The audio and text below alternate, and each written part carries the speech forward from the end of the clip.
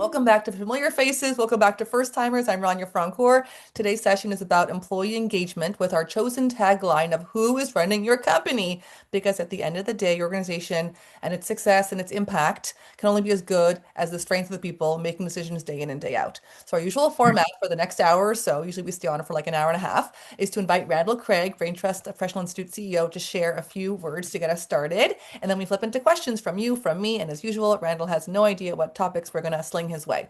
So first, a little bit about Randall. He has founded several successful startups. He's held a long time position at a Big Four consulting firm. He was a senior executive at an American public company. He's the author of 8 books in the Speaker Hall of Fame. He's a master facilitator. He's helped over 100 organizations scale, and he works with me at the Brain Trust Professional Institute, helping organizations grow their businesses through leadership coaching, leadership retreats, and facilitating conversations between teams. So I'm going to kick off with the first questions while you guys get started with your chat or get thinking. Randall, help us eliminate the noise. What should we be considering when it comes to employee engagement?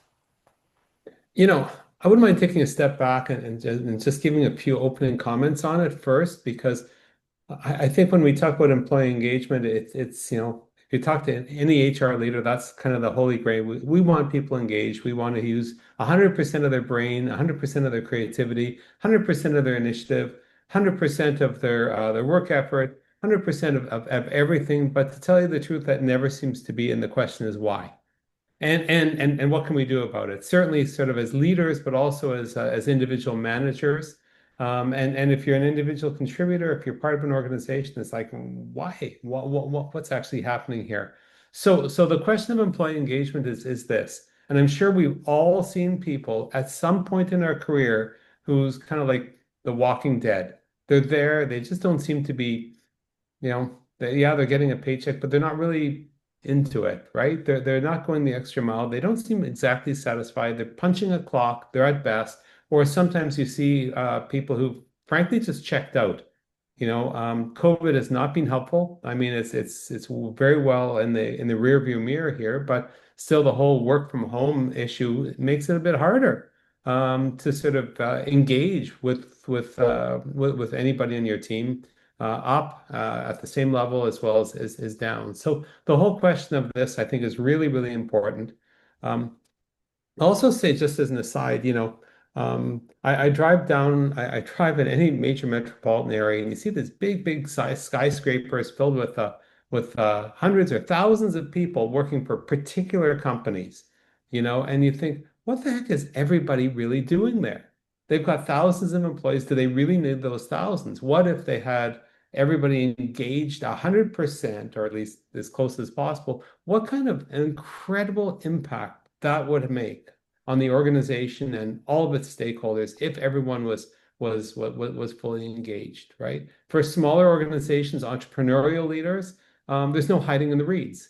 Everybody has to pull their weight. Otherwise, it becomes exceptionally, exceptionally difficult, especially when the economic times are a little bit tougher. So that's really where I wanted to start. Okay, well, there we go. So for anyone that came live, the time is yours. You're welcome to put your questions in the chat, come on mic, put your little Zoom hand up, and we'll get to you. I always bring lots of questions, and you're welcome to listen along or join the conversation. So I'll start here.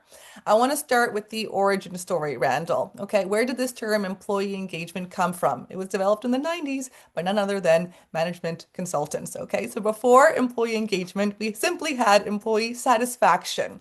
Okay, so far be it from me to start arguing over semantics with you, Randall, or anyone else here. But it did seem to signal a change in the expectations and perceptions, like on the team and the workforce. And now the pendulum swings. Now we talk about employee wellness. Do you have any thoughts to share on this evolution of the verbiage of how we're like evaluating employees? I think, every age has got its language. There is the personnel department, then there's the HR department, then there's the people department. Like there's a bit of evolution in everything as we move from a command and control environment of World War II and like early management theory where the boss was the authority and everybody just jumped whenever the boss did something, to this world of, if we have empowered employees, they will actually get things done. And gee, the boss can say what, and sometimes a little bit of cues on how, and then all of a sudden it becomes a little bit more of a let's see about making sure people are satisfied, make sure people are happy. If they're happy, they'll do better work and everything. Listen, when we talk about having fun at work and everything and being happy at work, we're not talking about like, like going to a circus and everyone's got like a red clown nose or something like that. We're talking about people who have some intrinsic satisfaction with the actual work. Okay, that they enjoy their spending their time actually at the office. And we spend more time at our day job than doing anything else. So yes, employee satisfaction is pretty important if you're concerned about retention, right? And as well as if you're concerned about engagement. But over time, what's happened is people have said, can we attack some very specific things? And once we attack those specific things, maybe we'll have higher retention, um, lower turnover costs, we'll have a deeper organizational knowledge, we'll have a deeper organizational history, we'll have more committed people, have more engaged people. It'll flow out the internal culture into the external brand and all those kinds of things. And I think when you look at any particular object, it's good to look at it from different angles because when you look at it from those different angles, perhaps a better part, a newer part, a new insight might sort of show up. So if we look at lens from the engagement perspective, how do we get people more intellectually and emotionally involved in what they're doing is one lens. The satisfaction is how do we make sure people are actually satisfied with the work that they're doing, that they're happy at work, is another lens. And no doubt the particular lens will change over time. I think it's worthwhile to look through all of them, right? Because if we exhaust one, okay, we could always look at another, and perhaps we'd have better employees who are happier, doing better work more effectively. Help me make the following clarification for the group. Sometimes it'd be hard to see the trees in the forest or the forest or the trees. So when we're talking about employee engagement, are we talking about as leaders the team, or do we take the time to look at them individually? So that's a really good question. I think really it starts with the individual, right? It starts with the individual. Okay. But once that is sort of addressed to a certain extent, the question of team dynamics and how do you build a high-performing team becomes pretty central to the whole thing. If you say, well, we're going to start with the team, well, let me backtrack. If we start with the team and say, let's do a high-performing team, you'll pretty much very quickly figure out that perhaps not, some individuals are not high-performing individuals. They're not engaged, right? In which case you're going to be right back to the very beginning. So maybe, for example, we've seen Rania, when you and I lead executive retreats or team retreats, sometimes in our preparation, we're meeting with all the different people around the table, different people have different levels of engagement, right? And satisfaction for that matter, right? And so we find out that some people are different, and then perhaps we could build that into the retreat as a way to sort of build up that engagement, if you will, at a team level, and maybe a little bit of peer pressure or peer modeling, if you will help people become more engaged. But I do believe it starts with the beginning. It's with the individual. And by the way, I think it doesn't start that magically somebody is vastly engaged. It starts right at the very beginning of the HR cycle during the recruitment. And we start to see, okay, if we're recruiting for the aspects, for the people that would be a good cultural fit, who've got alignment with respect to the organization's values, who are excited about what the business of the organization actually is, it's more likely that they're going to be engaged once they start. Then once they start, how do you make sure that there's build greater alignment? Okay, and whether that's with setting particular objectives, OKRs, whatever you particularly want. Okay, whether it's with respect to the manager-employee interaction, with respect to the systems that the organization as a whole puts in place. Excuse me. All of these things will sort of build that engaged employee, right? And then it becomes a lot easier to say, okay, now that we've got everyone engaged, right? Um, Now we could start to work on the team. We have a question in the chat from Ren. I'll read it out. What does, quote, enjoying time at the office mean? I have found that purpose is key. What is their role and what they're responsible for, acknowledgement of what they do and why. This one thinks would be obvious for leadership. My experience that it's not. Clarity of mission, goals, lack of OKRs, and what that means for the business and individual typically not clearly defined and shared. Oops, communications. Ren, I couldn't agree with you more. let's just keep it a secret and let's have everyone guess exactly what we really need to do. So, the best example of this, if I could just, put a bit of a sidebar, is in the largest organizations who've got a vision, mission, values, which are painfully put together by the senior leadership team. And then the communications department then makes posters often that has the vision on it. Okay, and they poster them all over in the different offices or different floors and everything. And when people walk by it, it's like, what? By osmosis, they're supposed to suddenly be synchronized with what those bigger picture vision things are? No, no, there's a big disconnect in the middle there. And it's no surprise when there's when there's this disconnect because they're uninvolved in its creation or feedback or what the heck does it mean? There's no cascading process. I think communications is number one. Okay, and that's let me be more specific about this. There's the system communication, the internal communication, the newsletter, the usual communication processes that are sometimes delivered by communications department or by one person to everybody. There's the cascading where information is actually cascaded from manager to team and then from individuals to their team, etc.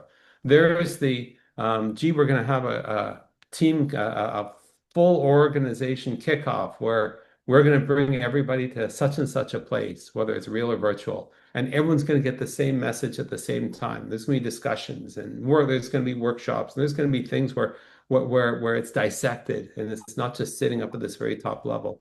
There's the various team meetings or retreats that happen by division or by function area where there's deeper alignment with respect to what it actually means and how we're going to actually execute it, right? And it's by being actively involved in that co-creation of whatever that thing is that people will become engaged and say, this is mine. This isn't theirs. This isn't the company's, but I'm buying into it because this is part of who I am. To your question about enjoying time at the office, I don't know. I think for me personally, I've had good days and bad days, throughout my entire career. But overall, am I excited? Is it thank God it's Friday or is it thank God it's Monday? Right? TGIM is not something that everybody has kind of listed sort of at the top of whatever. Thank God it's Monday. So I think it's not a question of saying this is fun, fun, fun, circus fun, but the fact that we're intrinsically being fulfilled by doing what we're doing every day. That the people that we work with are people that we aspire to be like because there's attributes of all these different people that we work with that we can learn from, that we enjoy spending our time with. We all have our work friends, right? And either we enjoy spending time with them or yeah, we're not so much so, right? So I think that these are all aspects of the word enjoying or satisfaction or that, at least in my mind. So that's a good question, actually. I love it. Okay, I'm gonna keep the ball rolling here. Keep your questions coming. Let's talk about those high performers and perhaps non-high performing employees you mentioned, Randall, in the previous question. Every employee engagement and corporate culture survey all says the same thing. Only about 35% of employees are engaged. Some say, one in five. Around half are not engaged, and about 20% are actively disengaged and dead weight and, tuned out. So, but here's a thought that I'd like to run by you for your feedback, Randall. Like there are people, the Randall Craigs of the world, the always on, always 100% engaged people, living life engaged. There are people who are more passive, and there are people who are, an energy suck and saboteurs. Like, what are leaders supposed to do with these statistics that only 35 are engaged and the rest are not? Are there really levers that they're going to pull to incentivize and change these people into people, or is this just a normal distribution of personalities within the population? Well, I don't think that I'm going to make many friends by what I'm about to say, which is this. If that's the distribution of people in your organization, okay, the problem isn't with the people in the organization. These are the The, statistics across the board. the problem is with the leadership and the management. Period. Mm. This is not the employee's fault. This is the manager's fault and the leader's fault. Now, I could debate the other side of this too, but let me just follow this thread for a few minutes.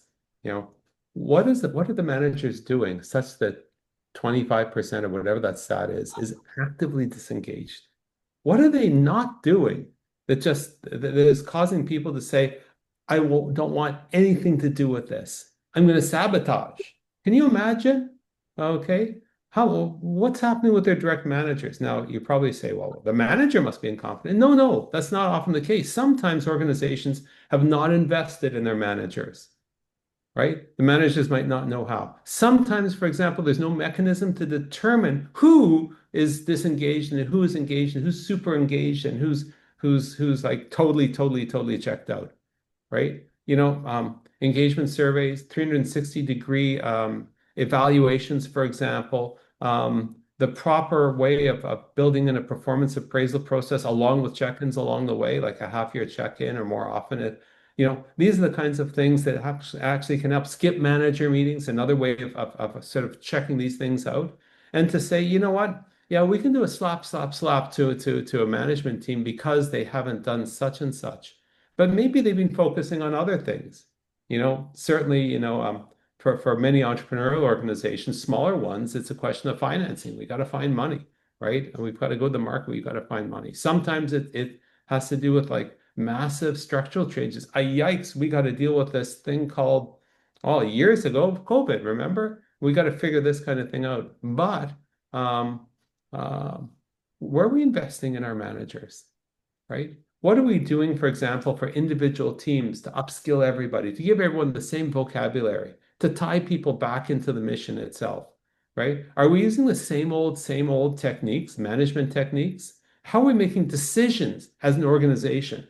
There's all kinds of very cool frameworks that are so easy once everybody understands kind of how they work. RACIO, for example, RACIO is one that we've worked with a number of management teams on how to implement so that people are more engaged in decision makings, particularly when the organization is growing or changing in one way or the other. Like there's all these kinds of things where, when was the last time there's an executive retreat that wasn't a perk, but actually where stuff was accomplished? Same thing with individual teams in particular markets, right? How is coaching being used, right? To make the people that truly were excellent, but for whatever reason aren't right now, to move them back into a higher performance category. There's all these levers that are possible, right? And by the way, sometimes, the expression one bad apple sort of ruins the whole bushel, right? And sometimes it's a question of saying, well, we've got a bad apple here, a particular employee that we don't want to invest in anymore, and they're causing all kinds of dysfunction, right? In my former roles as a senior exec or as a entrepreneurial leader, I've had those people too, right? And it's hard to get rid of them. It's hard to decide, okay, do we invest in them or do we cut bait, right? And so some of those tough decisions are ones that need to be made. Um, and it's better to take care of it sooner rather than later. If you're going to invest in somebody because you think that they can get to that next level, they can be fully engaged. They could, you know. I'm very excited about this because you know I had I had a university prof way back when I was doing my MBA. Brilliant guy. He was an executive. He was a former executive VP of one of the big banks. Excuse me, one of the big banks. He then started a high-end strategic consulting organizations, two large institutions. And we were talking over lunch. We become good friends, talking over lunch. And he said to me, Randall, young guys like you, think of empowerment very differently than I do, right? And I said, well, what do you mean? He says, for me, the way empowerment works was this. Somebody would come into my office, a VP would come into my office with a brilliant idea. So they thought they'd explain it to me. And so I would be very empowering. What I would do is I would say, well, you know what? Go for it. You got it. Take it away. And as they walked towards the door, he would say, but just check with me first. Right. And so that was empowerment in their view, but it really wasn't very empowering. Right. There wasn't make the right decision. Okay, you're responsible, etc. So I think we have to understand that also means something different for different people. Kristen Nielsen asked, is it really hard to get rid of someone, or is it more a question of money? Oh my God, Christine, I think that's a really good question. And let me describe really what the issue is here. You've got an organization that's done exceptionally well, and you've grown from this size to this size. Maybe you've expanded from this geography to these geographies. And because of it's expanded, okay, you want to recognize that what got you there is all these great people, including somebody who maybe is no longer great for who you are today. So on one hand, you've got this feeling of loyalty. Maybe we could find another place for that person because they've got our entire history and knowledge and all that kind of stuff. They're the glue and so I don't think in that case it's a question of money. That's a question of gee, competing loyalties, loyalty to an employee who got you there, okay, versus what's needed for the business itself, right? And so there's some creative ways of addressing that. Sometimes it is money. Okay, you've got somebody who's a longtime employee. You're working in a jurisdiction that where the severance is just absolutely huge. Excuse me. You don't have that money, and you need to, because you have to backfill that role and everything. Sometimes it is money. Usually it's not. Okay. Um, the question of money, sometimes people are so woefully underpaid, right? And then they discover that somebody else in the same organization is being paid twice as much as them, right? Or 25% more, right? And they get very demotivated. In that particular case, it's not a question of getting rid of them, it's trying to understand what's the underlying reason for that disengagement, right? So I think that that's a whole kettle of worms. I think sometimes people saying money is a problem is really just a smokescreen for I haven't figured out what my budgeting priorities are. And once you're able to figure out those, it becomes a little bit easier. So Ren starts here. I like the idea. 100% always look to use a co-creation method. Any examples of companies that do this well and more than measure more than performance? yeah, I right now I can't think of specific examples. Like I'm thinking through all the like I've served about 100 clients or so. I'm trying to think of some very specific examples without um, uh, you know, confidentiality is a bit of an issue, right? Particularly when it comes to this kind of thing. Excuse me. What comes to mind for me, Randall, if I could jog, will I work with clients that have KPIs or goals for specific employees? And at the end of the day, they don't incentivize them or don't reward them against how well they perform, but there's sort of a bigger picture, I guess, how they feel about the employee, or, it's sometimes they don't stick to their own KPIs. Do you know what I'm saying, Randall? Yeah, so let me describe something that we've implemented with several different clients. The question of how is the bonus compensation put together. And in several places, this has worked out exceptionally well. So putting aside long-term versus short-term compensation, just putting that aside for a moment. But if you think about how might the bonus be structured, one way is to say, okay, the size of the pot is a function of how well the organization or the division or whatever is going. Okay, that's the size of the pot.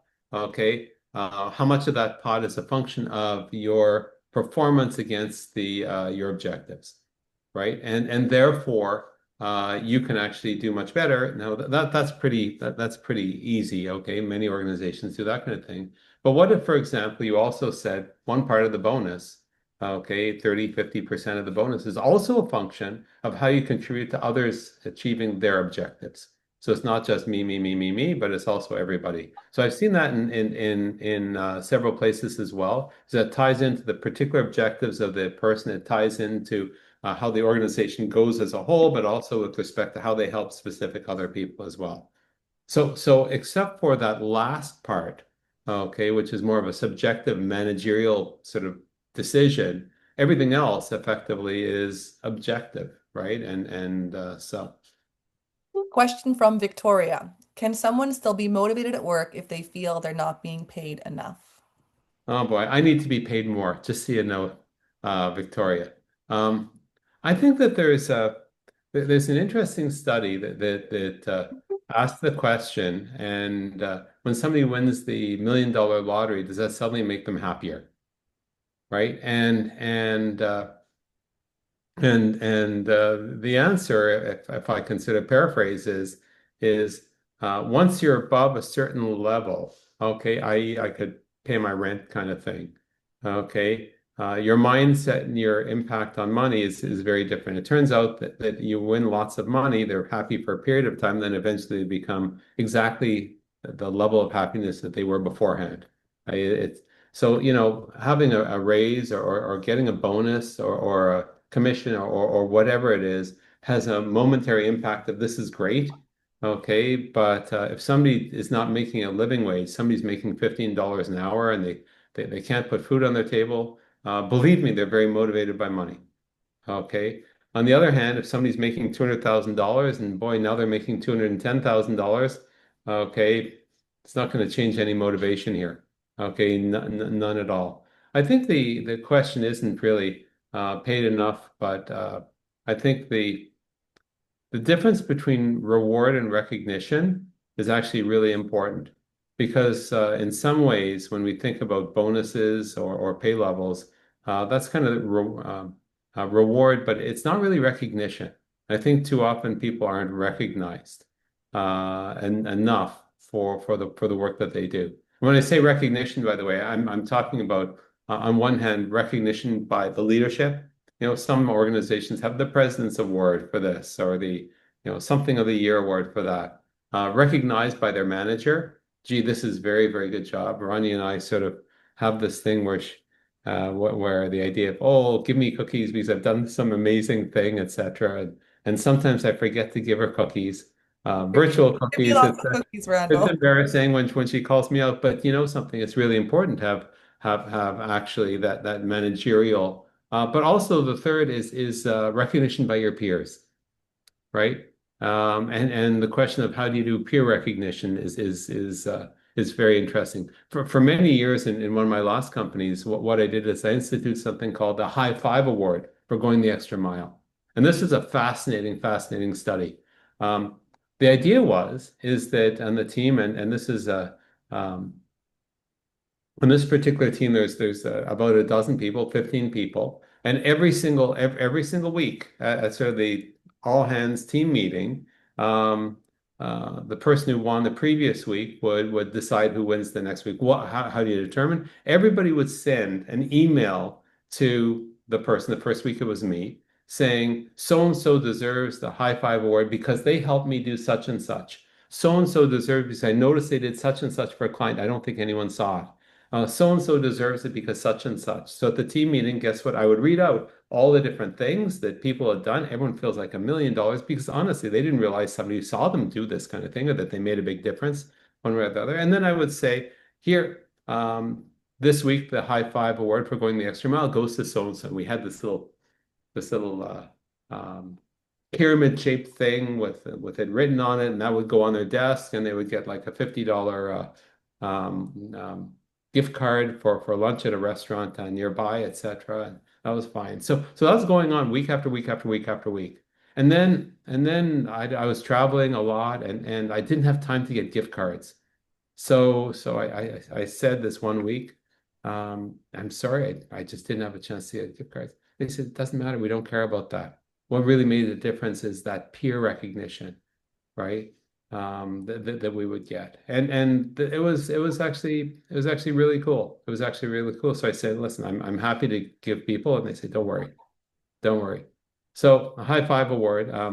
I didn't have it actually here. If I prepared better, I would have actually had the little thing. When I eventually sold the business and they had a little bit of a goodbye party for me like 3 years later. They gave me the high five award, which was kind of cool, right? It was kind of cool. Happy there's ideas happening in the chat to share, but we'll go on with questions here to tee off Randall. Um, Randall, we work with managers, leaders, and they say, how do I get more out of my employees? This cannot be there 100%. Like they're leaving early, whatever it is. Like, how do you know when you've done enough to cajole and try to incentivize and create that environment for your employees and empower them and all the rest? How do you know when you've done enough versus, this employee's not working? If you're saying it's 100% leadership's responsibility. Yeah, and let me just say it's 100% leadership responsibility, but guess what? Individual employees actually have some responsibilities too, right? You're being paid, you're expected to work, right? And not everybody buys into that social contract all the time, right? And by the way, life gets in the way as well, so we're not saying that, you can't. I don't think it's a question of cajoling, okay? I really don't. I think it's a question of because if it's a question of cajoling, that means and I know I'm just hooking onto this one word.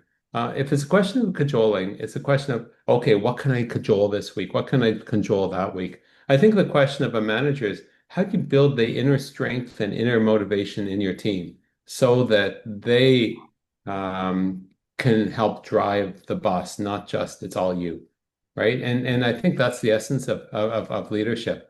I can go through a whole bunch of things that I think are important. Okay. Are they bought into the vision? Is there alignment on the purpose? Okay, so for me, I'm not exactly keen on smoking. I think that it's a terrible way. It's a great way to get cancer. Okay, but it's not something for me. I would never work at a tobacco company, nor would I ever engage with a tobacco company if they wanted me to do executive coaching or lead a retreat. I'd say that's sorry, that's not aligned. Okay, there is no purpose alignment. So have you done that with all of your staff? Okay. Have they bought into the decision-making process? Are they part of it? Have you as a leader just asked for their input? Are you actually looking at your team as just work units that are just working? It's hard to ask for the input because sometimes they come up with things that you don't like, right? Or which because of your particular experience, you might think is kind of off base or wrong, right? So how do you respond to that? Um, are you empowering them to make decisions? Are you empowering them to act? Right? And then we talked about recognition already. There's all kinds of different things that you could do that I wouldn't say are cajoling, but are ways of empowering your team to actually do stuff, right? I think that, if you've got the performance appraisal system sort of set up properly, so there's some of this bigger picture sort of North Star alignment and some very specific things. I think that helps. I think that the things like the um, engagement surveys, corporate communication. I think all these things are bits and pieces that fit in the whole thing. Skip manager meetings, I think those are good. I think what's terribly underused is executive coaching or team coaching, because sometimes managers think, well, nothing's broken here. I think I know everything I need to know, right? But sometimes it's not bad to have some extra brain cells, maybe asking some tougher questions or maybe suggesting ways of doing things that you might not have considered, right? Same thing with respect to external facilitation of mission critical or at least very important team meetings. When we mentioned retreats and offsites and education days and all those kinds of things. But the sad thing is if the leader, if the manager is the person that's facilitating, that takes them out of their role as manager, right? And that means that it's harder to ask some of the questions when you're also the manager as opposed to the facilitator. So I think there's all kinds of different ways to sort of come, to address it. And not everybody's using everything, partially because they don't know what they don't know. And it becomes a little bit easier when you kind of hate to say it this way, rent some extra brain cells, right? Part of the reason for this particular podcast, this particular session, is just to give people a chance to ask some of the questions they might not have had a chance to ask, right? And I think it's, for me anyway, it's very exciting. It's very exciting. Get some great ideas too. I have my next question, Randall. I spoke with a senior HR consultant who says she hears from her clients all the time, we have disengaged, check that employees. And she says the conversation inevitably rolls out like this. She says to them, she asks, what were they like when they started the job? And the client says, well, they were great, they were keen, they were energetic, they had ideas. And she says, well, what got them from, point A to point B? Like what did you do to these employees that like took the oomph out of them, right? So this question of how do eager, motivated, capable, resourceful people end up checked out, burnt out, not engaged? It's interesting. So I wanted to share this JDR model, the job demands resource model of engagement. And the idea here is that the more resourced up an employee is, the more engaged they are. If they have the resources to unblock themselves, the support at their fingertips, it doesn't matter then how much stress or how busy or the time commitments with their big to-do list because they know their resource up to tackle it, right? And we see people feel burnout and disengaged and lean out when they just feel like it's not doable, they're not resourced up. Like, do you have any thoughts on this? Do you think this is true? On that question, we're going to break here. This part one on employee engagement. We're going to pick up with more Q&A, more conversation in part two. And if anything we talked about so far resonates with you, if you're curious about business growth coaching with Randall, how to better on your team, how we would help you at a leadership retreat, do reach out. We'd be happy to share resources and have a conversation. You can email us at info@randallcraig.com or book a call at www.randallcraig.net/30, and we'll see you back for part two.